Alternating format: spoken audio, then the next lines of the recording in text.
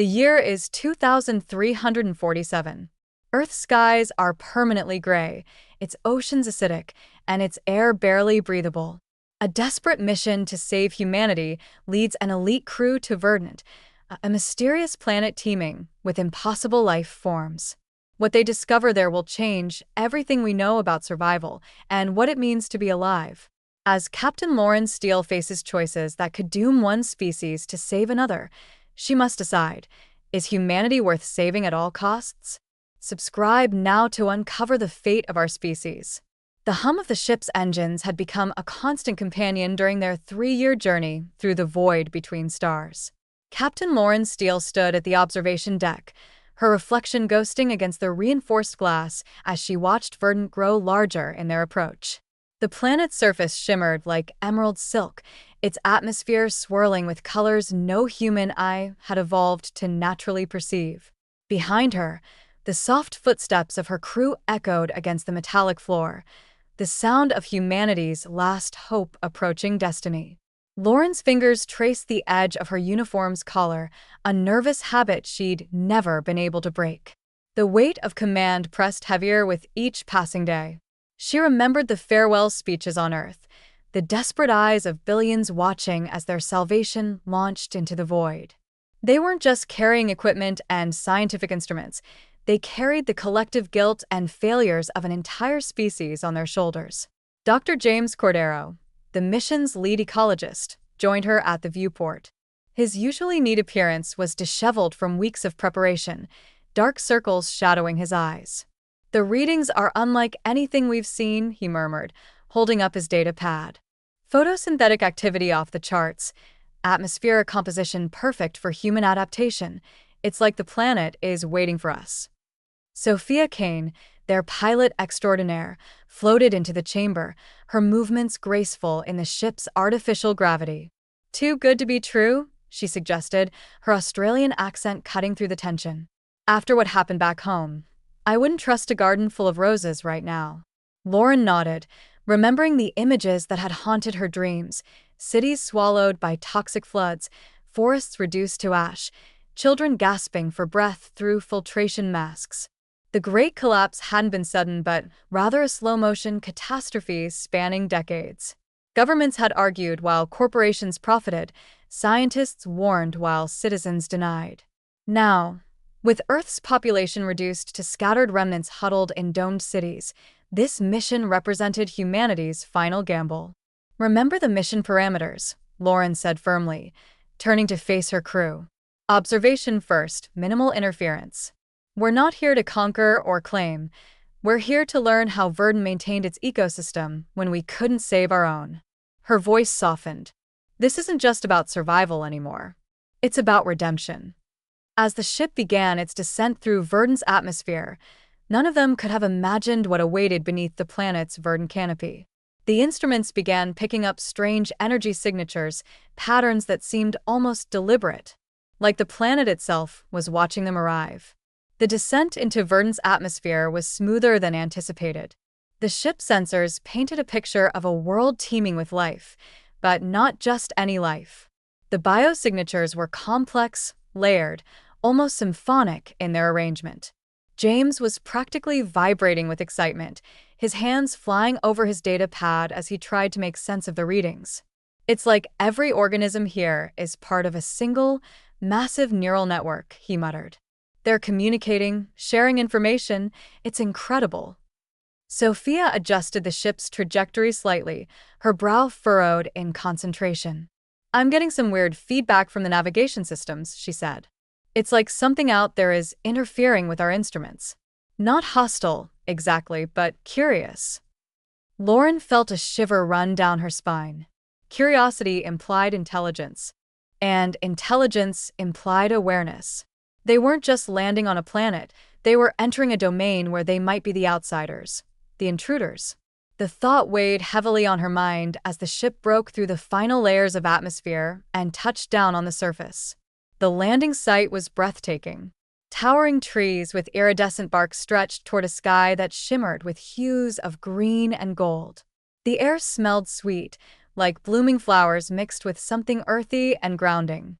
Lauren stepped onto the surface first, her boots sinking slightly into the soft, moss-like ground. It pulsed faintly beneath her feet, as if acknowledging her presence. James was already setting up his equipment, his movements quick and precise. "We need to gather as much data as possible," he said, his voice tinged with awe. "This place, it's like nothing we've ever seen before. The biodiversity here could teach us how to heal Earth." Sophia scanned the horizon, her hand resting lightly on the hilt of her sidearm. "Stay sharp," she warned. "We don't know what we're dealing with yet. Just because it looks peaceful doesn't mean it is." Lauren nodded, her gaze fixed on the forest line. Something about the way the trees swayed in the breeze felt intentional, as if they were watching, waiting. She couldn't shake the feeling that they were being observed, studied, perhaps even judged. The weight of humanity's sins felt heavier than ever as she took her first steps into this alien paradise. The landing site chosen by Sophia proved to be a natural clearing surrounded by towering vegetation that seemed to pulse with inner light. As the crew disembarked, the air felt surprisingly familiar, oxygen-rich with a hint of something sweet, like blooming flowers after rain. But it was the silence that struck them most profoundly. Not the absence of sound, but rather the presence of something beyond human comprehension, a symphony of subtle vibrations that resonated through their very bones. James immediately began deploying sensors, his movements quick and precise despite his fatigue. "The biosignatures are incredible," he whispered, scanning the surrounding flora. "These aren't just plants, they're communicating with each other through chemical signals and electromagnetic pulses. It's like an entire network." His words trailed off as movement caught their attention. From the dense foliage emerged shapes, humanoid yet unmistakably plant-like. Their bodies shimmered with iridescent hues, leaves forming natural armor across their forms, while tendrils swayed gently in patterns that seemed almost ceremonial. At their center stood a figure taller than the rest, its form radiating a gentle luminescence that made direct observation difficult. "This is Floren," Lauren translated automatically as the being projected thoughts directly into their minds. The experience was startling, not words exactly, but concepts and emotions flowing like water through consciousness. Trust, curiosity, caution. "They've been expecting us." Sophia instinctively reached for her sidearm before remembering protocol. "Expecting us? How could they possibly?" "They've been watching Earth," James interrupted, realization dawning on his face. "All those unidentified energy signatures we detected over the years, they were observing us, learning about us." He turned to Lauren, his expression grave. "They knew we were coming long before we did." Floren extended a tendril-like appendage, gesturing toward the forest. Through the shared mental connection, the crew experienced flashes of Verdant's history, ancient civilizations of plant-based life evolving in harmony with their environment, developing intelligence without the destructive tendencies that had plagued human development. They saw how Floren's people had developed ways to heal their planet's wounds, maintaining balance through millions of years. "But why show us this now?" Lauren asked aloud, though the question was directed inward. The response came as a wave of understanding, a warning and an invitation simultaneously. Humanity's arrival was both anticipated and unwelcome. Verdant's ecosystem had survived countless threats, and Floren's people would protect it at any cost. As the initial contact continued, the crew realized they faced a fundamental choice. Could they prove that humanity had learned from its mistakes?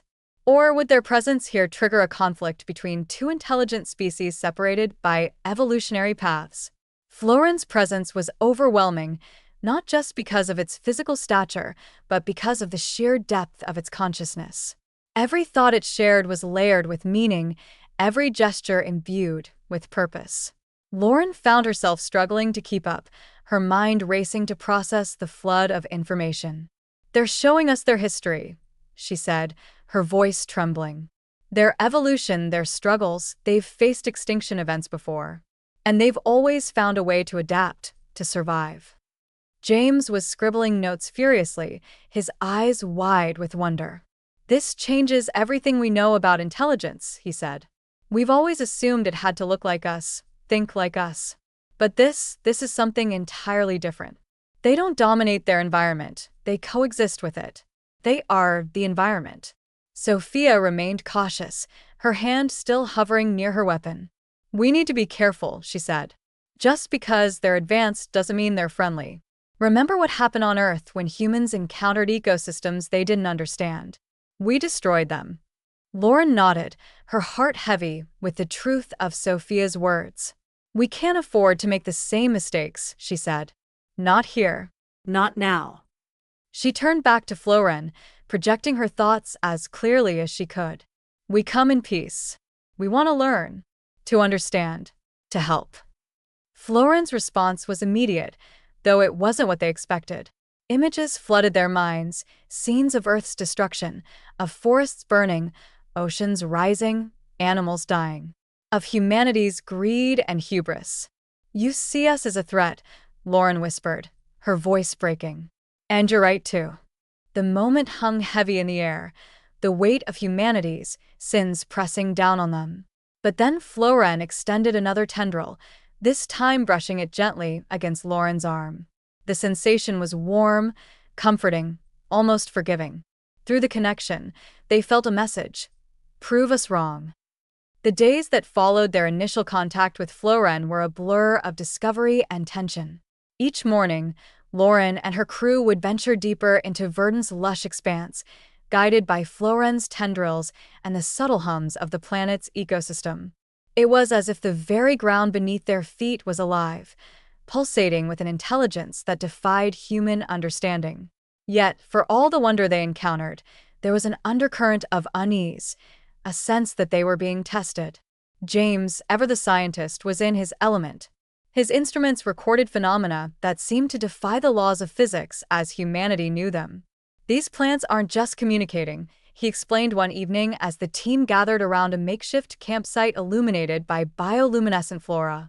They're sharing memories, emotions, even fragments of their collective consciousness. It's like they don't have individual identities in the way we do. They're part of something greater. Sophia, who had taken to standing guard during these discussions, frowned. That's all well and good, she said, her voice tinged with skepticism. But how do we know they're not manipulating us? For all we know, this collective consciousness could be a hive mind, and we're walking straight into its trap.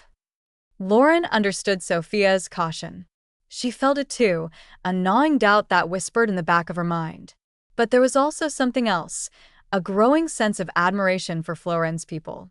They had built a society that thrived without exploitation, without hierarchy.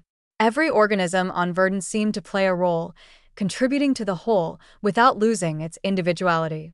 It was a harmony humanity had never achieved, and perhaps that was why Floren viewed them with such suspicion. Floren itself remained an enigma. Its presence was both comforting and intimidating, its luminescence casting soft shadows over the forest floor. It rarely spoke directly, preferring instead to communicate through images and emotions. But when it did choose to address them, the message was always clear. Prove your worth. On the fifth day, Floren led them to a clearing unlike any they had seen before. At its center stood a massive tree, its trunk wide enough to dwarf the largest redwoods on Earth. Its bark shimmered with colors that shifted like liquid light, and its branches stretched toward the sky, each leaf glowing faintly. The air around it vibrated with energy, and Lauren felt a strange pull, as if the tree itself was calling to her. This is the heartwood, James murmured, his voice filled with reverence.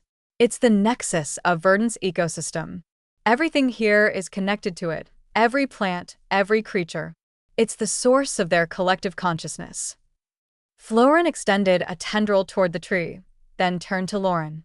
Through the mental connection, Lauren felt a surge of emotion, pride, sorrow, hope. And then came the challenge. Save the heartwood. Before Lauren could ask what that meant, the ground began to tremble.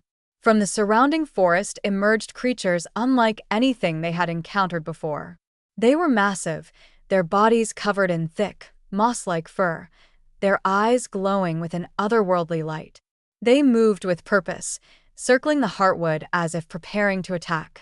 What are those things? Sophia asked, her hand already on her weapon.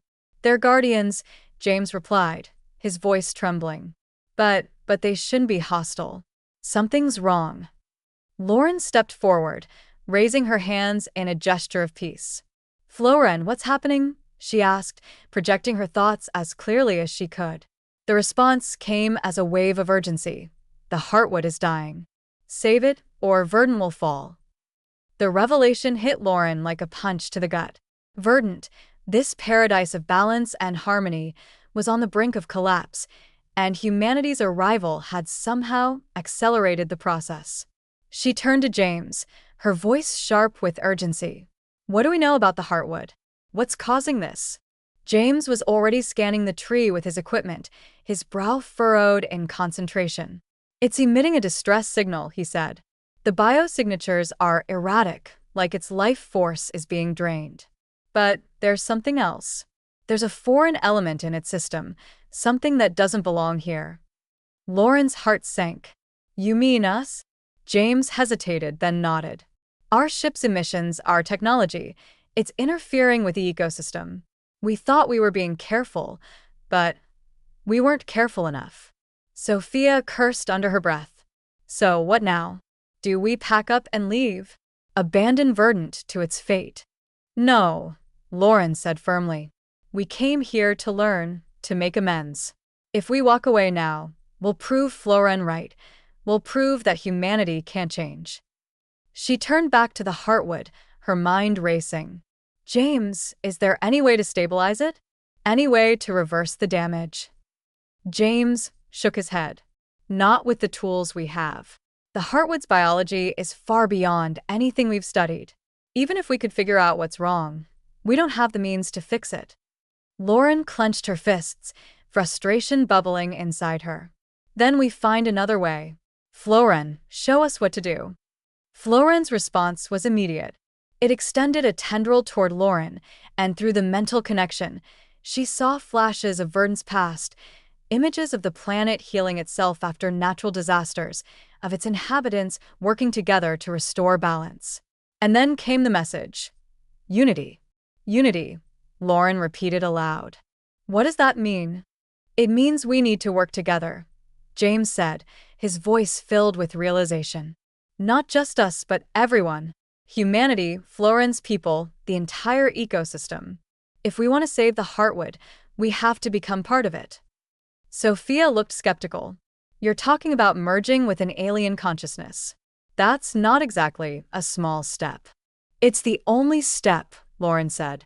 If we want to prove that we're worthy of a second chance, we have to trust Floren and trust ourselves. Floren's tendrils swayed gently, as if in agreement. Then it gestured toward the heartwood, inviting them to approach. Lauren took a deep breath and stepped forward, her heart pounding in her chest. As she reached out to touch the tree, she felt a surge of energy course through her body. Images flooded her mind, memories of Verdant's history, of its struggles and triumphs. She saw herself as part of the ecosystem, her consciousness intertwined with the planets. James and Sophia followed her lead, each placing a hand on the heartwood. The connection was overwhelming, a torrent of sensations and emotions that threatened to overwhelm them. But through it all, they felt a single, unifying thought: together. As the hours passed, the crew worked tirelessly to stabilize the heartwood. Under Floren's guidance, they used their technology to amplify the tree's natural healing processes, channeling energy from the surrounding ecosystem to bolster its life force. It was a delicate operation, requiring precision and cooperation. Any mistake could tip the balance and doom Verdant forever. James was the first to notice the toll it was taking on them. We're burning through our resources, he said, his voice strained. The ship's power reserves are nearly depleted, and our suits can't handle much more exposure to this environment. Sophia nodded, her face pale with exhaustion. And we're not exactly designed for this kind of symbiosis. Our bodies can't keep up. Lauren felt it too. The fatigue, the strain, the sense that they were pushing themselves beyond their limits. But she also felt something else, a glimmer of hope. The heartwood's biosignatures were stabilizing, its colors shifting back to their vibrant hues. The guardians that had surrounded them earlier had retreated, their glowing eyes dimming as the threat subsided. "We're making progress," Lauren said, forcing a smile. "Just a little longer." But Floren's next message was sobering. "-1 must remain." Lauren froze, her mind racing to process the implications. "What do you mean?" she asked, though she already knew the answer. Floren's tendrils swayed gently, conveying a sense of regret. To fully heal the Heartwood, one consciousness must merge completely, to become part of Verdant. The weight of the decision settled over them like a storm cloud. None of them spoke, each lost in their own thoughts. Finally, Lauren stepped forward. "It has to be me." "No," James protested immediately. "You're the captain. You can't." "I'm the leader," Lauren interrupted, her voice firm. "This is my responsibility. I brought us here, and I'll see it through." She turned to Sophia, her expression softening. "Take care of them. Take care of Earth." Sophia opened her mouth to argue, but no words came out. Instead, she nodded, tears glistening in her eyes. "You'd better make sure this works," she said, her voice breaking. Lauren smiled, though her heart ached with the weight of what she was about to do. She turned back to the Heartwood, placing her hands against its shimmering bark. As the energy surged through her once more, she felt her consciousness expanding, merging with the vast network of life that made up Verdant. Her thoughts became one with the planets, her identity dissolving into the greater whole. Through the connection, she sent a final message to her crew. "Tell them we can change. Tell them there's still hope."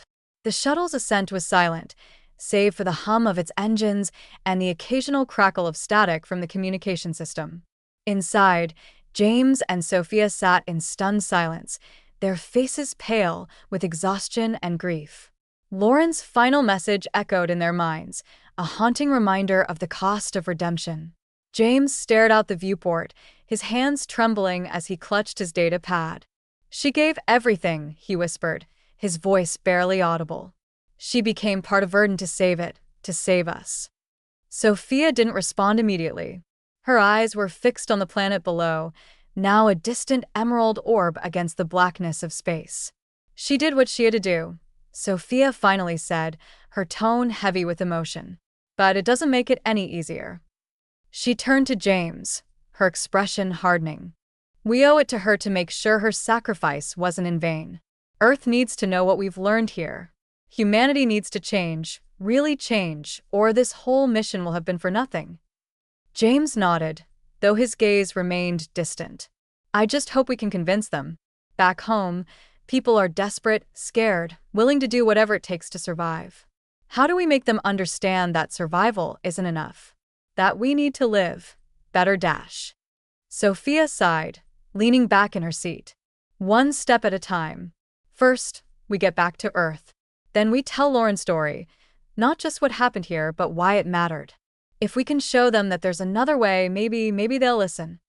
As the shuttle docked with the main ship, the crew prepared for the long journey home. Every movement felt heavier, every task more burdensome. The absence of Lauren's steady presence was palpable, a void that no amount of determination could fill. Yet, even in her absence, her legacy lingered, a quiet but unyielding call to action. Back aboard the ship, the reality of their situation began to sink in. Without Lauren's leadership, the burden of command fell to Sophia, who reluctantly took the helm. Though she had always been the pilot, steering the ship through the vastness of space felt different now. It wasn't just about navigating coordinates, it was about guiding the remnants of their mission, and humanity's last hope, back to a world that might not be ready to hear their message. James threw himself into his work, analyzing the data they had collected on Verdant and documenting every detail of their encounter with Floren and the Heartwood. His notes were meticulous, bordering on obsessive, as if capturing every nuance of their experience would somehow honor Lauren's sacrifice. But no matter how much he wrote, he couldn't escape the feeling that words alone wouldn't be enough. How could he possibly convey the depth of what they had witnessed, the profound interconnectedness of Verdant's ecosystem, the wisdom of Floren's people, the sheer magnitude of Lauren's decision? Late one night, as the ship drifted through the cold expanse of space, James found himself staring at a holographic projection of Verdant. The image shimmered before him, a ghostly reminder of the paradise they had left behind. He reached out, his fingers brushing against the projection, and for a fleeting moment, he thought he felt something, a faint echo of Lauren's presence, perhaps, or simply his own imagination playing tricks on him. Still thinking about her? Sophia's voice startled him, pulling him back to the present. James turned to see her standing in the doorway, her arms crossed and her expression unreadable. Yeah, he admitted, his voice soft. I keep wondering if we did the right thing. If leaving Verdant like that, if letting Lauren stay behind, was the only choice we had. Sophia stepped closer, her gaze shifting to the hologram. It wasn't just about choices, she said after a moment. It was about trust. Lauren trusted us to carry the torch, to bring what we learned back to Earth and make sure it matters. If we start second-guessing ourselves now, then her sacrifice really will have been for nothing. Her words struck a chord, and James nodded slowly. You're right, he said. But it's going to take more than trust. When we get back, we're going to face resistance, people who won't want to hear what we have to say. We need a plan. Sophia smiled faintly, a glimmer of determination returning to her eyes. Then let's make one. Over the next several weeks, Sophia and James worked together to develop a strategy for presenting their findings to Earth's remaining governments and scientific communities. They knew that simply recounting their experiences wouldn't be enough. They needed evidence, tangible proof that Verdant's way of life offered a viable alternative to humanity's destructive tendencies. James focused on compiling the data they had gathered, creating detailed reports and visualizations that highlighted the unique aspects of Verdant's ecosystem. He included footage of their interactions with Floren, recordings of the Heartwood's biosignatures, and analyses of the planet's self-sustaining mechanisms. Each piece of information was carefully curated to emphasize the importance of balance and cooperation. Meanwhile, Sophia drew on her skills as a pilot and strategist to craft a narrative that would resonate with their audience. She framed Lauren's sacrifice not as a tragedy, but as an act of hope, a demonstration of humanity's potential to rise above its flaws.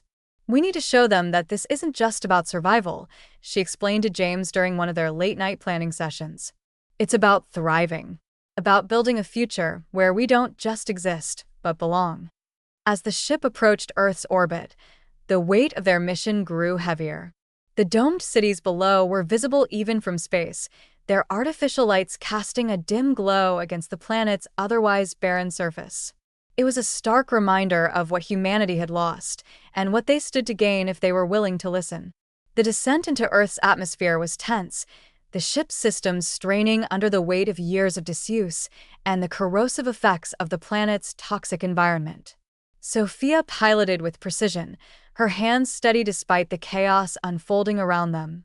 As they broke through the clouds and approached the largest domed city, New Haven, the sight that greeted them was both familiar and alien. The city was a labyrinth of steel and glass, its skyline jagged and oppressive. The air inside the dome was filtered and recycled, carrying the faint metallic tang of industrial processes. People moved through the streets with purpose, their faces hidden behind filtration masks, their eyes reflecting a mixture of resignation and desperation. When the ship touched down in the designated landing zone, a crowd had already gathered. News of their return had spread quickly, fueled by rumors of their mission's success or failure. Reporters and officials pressed against the barriers, shouting questions that went unanswered as Sophia and James disembarked. A government representative approached them, his expression wary. "Captain Steele?" he asked, scanning the small group. When neither Sophia nor James responded, his brow furrowed. "Where is she?" "She stayed behind," Sophia said, her voice firm. "To save Verdant, and to give us a chance to save Earth." The man's skepticism was evident, but before he could press further, James stepped forward, holding up a data drive. "This contains everything you need to know," he said. "Proof that there's another way. A better way."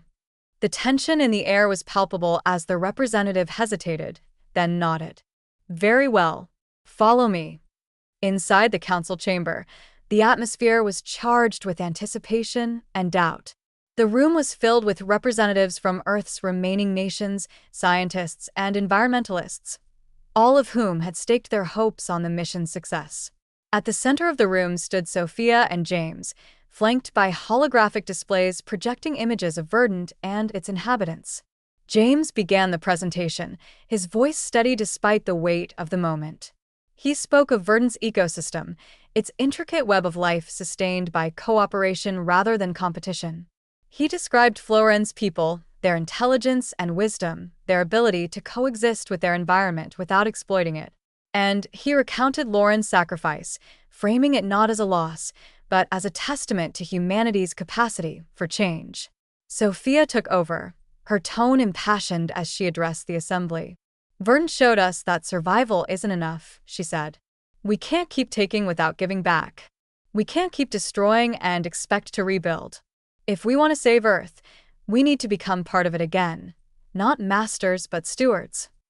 The room was silent as the implications of their words sank in. Some listened with rapt attention, their expressions reflecting a mix of awe and hope. Others remained skeptical, their arms crossed and their brows furrowed. But when James activated the final hologram, a projection of the Heartwood, its vibrant colors pulsating with life, a collective gasp rippled through the crowd. It's possible, James concluded. If we work together, if we learn from Verdant's example, we can heal Earth. But it starts with us. With you. The decision made by Earth's leaders was not immediate, nor was it unanimous. For weeks, debates raged in the council chambers, spilling out into the streets where citizens gathered to voice their hopes and fears. Some argued that humanity couldn't afford to gamble on untested solutions. Others insisted that Lauren's sacrifice demanded action. The holographic images of Verdant, its shimmering forests, its glowing heartwood, its sentient plant beings, became symbols of a new way forward. James and Sophia found themselves at the center of this maelstrom, giving interviews, presenting evidence, and fielding questions from skeptics and believers alike.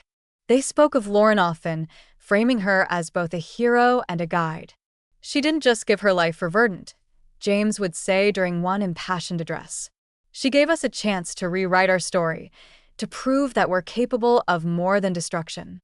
Sophia added, her voice cutting through the noise like a blade, we've spent centuries treating Earth like a resource to exploit. Now we have an opportunity to treat it like a partner, like family. Their words resonated deeply with many, especially younger generations who had grown up under the shadow of environmental collapse. These were people who had never known a world without filtration masks or artificial domes, yet they carried within them an innate longing for something better, a connection to nature they'd only read about in history books. Slowly but surely, momentum began to build. Cities started implementing small-scale experiments inspired by Verdant's principles, vertical gardens integrated into skyscrapers, bioluminescent algae replacing streetlights, waste systems designed to mimic natural decomposition cycles. It wasn't perfect, far from it, but it was a start. And then came the breakthrough. Back aboard their ship, now docked permanently in orbit around Earth, James discovered something extraordinary buried deep within the data collected from Verdant. Hidden among the readings of biosignatures and electromagnetic pulses was what appeared to be a kind of blueprint, a pattern so intricate and precise that it seemed almost mathematical. At first, he thought it might be random noise, a glitch in the sensors. But the more he analyzed it, the clearer it became. This was no accident. What is it? Sophia asked, peering over his shoulder as he worked late into the night. I think it's instructions, James replied, his voice trembling with excitement. A guide for creating self-sustaining ecosystems. Not just on Verdant's terms, but adaptable to different environments, including ours. Together, they pieced together the information, cross-referencing it with Earth's current ecological state. What emerged was a framework for transforming entire regions into thriving habitats capable of supporting human life and healing the planet simultaneously. The key lay in decentralization. Rather than relying on massive, centralized systems, the blueprint suggested distributing resources across smaller, interconnected networks modeled after Verdant's own structure. This could work, Sophia said, her eyes wide with wonder. If we can implement this globally, we might actually stand a chance. But there was a catch. The blueprint required cooperation on an unprecedented scale, not just between nations, but between corporations, communities, and individuals. Humanity would need to set aside centuries of division and competition to embrace a shared vision of survival and renewal. Implementing the blueprint proved far more challenging than anyone anticipated. While the initial enthusiasm for change had been strong, old habits died hard. Corporations resistant to relinquishing profits fought tooth and nail against regulations aimed at reducing waste and emissions. Politicians wary of losing influence dragged their feet on international agreements. Even ordinary citizens, desperate for stability, struggled to adapt to the radical shifts required. James and Sophia traveled extensively, working tirelessly to rally support and troubleshoot problems as they arose. In drought-stricken regions, they helped oversee the construction of water purification systems powered by solar energy and enhanced by Verdant-inspired filtration techniques. In urban centers, they guided the integration of green spaces into existing infrastructure, teaching communities how to cultivate food locally and reduce reliance on imports. Yet progress was uneven. Some areas flourished, while others stagnated or regressed entirely. There were moments when even James and Sophia doubted whether their efforts were making a difference. Are we doing enough? James wondered aloud one evening as they sat together beneath the stars, visible only because Earth's atmosphere had begun to clear slightly. Or are we just delaying the inevitable? Sophia placed a hand on his shoulder. We're planting seeds, she said softly. Not all of them will grow, but some will. And those that do will spread. That's how change works. It starts small, but it grows stronger over time. Her words offered little comfort, but they reminded him why they had embarked on this journey in the first place. Progress was messy, imperfect, and often painful, but it was still progress. Years passed, and slowly but surely, the tide began to turn. The blueprint's principles took root in unexpected places, spreading organically as communities adapted them to suit their unique needs. Deserts bloomed with hardy vegetation engineered to thrive in arid conditions. Coastal cities built floating platforms covered in mangroves to combat rising sea levels. Even industrial zones transformed, incorporating renewable energy sources and closed-loop manufacturing processes. Perhaps most remarkable was the shift in mindset. People began to see themselves not as conquerors of nature, but as part of it. Schools taught children about the interconnectedness of all living things, emphasizing stewardship over exploitation. Artists and writers celebrated the beauty of the natural world, inspiring millions to reconnect with the land in ways they hadn't thought possible. At the heart of these changes stood Lauren's legacy. Her story became legend, a tale told and retold in classrooms, documentaries, and songs. She was remembered not just as a captain or a scientist, but as a symbol of hope and sacrifice. Lauren's message of unity echoed through every effort, reminding humanity that true strength lay not in domination, but in collaboration. On Verdant, meanwhile, Lauren and its people watched silently as Earth began to heal. Through the faint threads of connection still binding Lauren to her former crewmates, they felt the planet's slow recovery, a testament to the resilience of life and the power of choice. Decades later, Earth bore little resemblance to the barren wasteland it had once been. Forests stretched across continents, rivers ran clean, and skies glimmered with hues of blue and gold. Humanity had not returned to the world of the past, but it had created something new, a balance between technology and nature, innovation and tradition, individuality and community. In orbit above the rejuvenated planet, a new mission prepared to launch. This time, the goal was not survival but exploration, a journey to seek out other worlds like Verdant, to learn from their inhabitants and share Earth's story of redemption. Among the crew were descendants of James and Sophia, carrying forward the lessons of their ancestors. As the ship ascended into the stars, a final transmission played across Earth's communication networks. It was a recording of Lauren's voice, preserved from the logs she had kept during the mission to Verdant. Her words rang out, clear and unwavering. "We are not defined by our mistakes, but by how we rise above them. Let this be our legacy, not of destruction, but of creation, of hope, of life." The screen faded to black, leaving behind a single phrase displayed in bold letters. "Subscribe now to join the journey."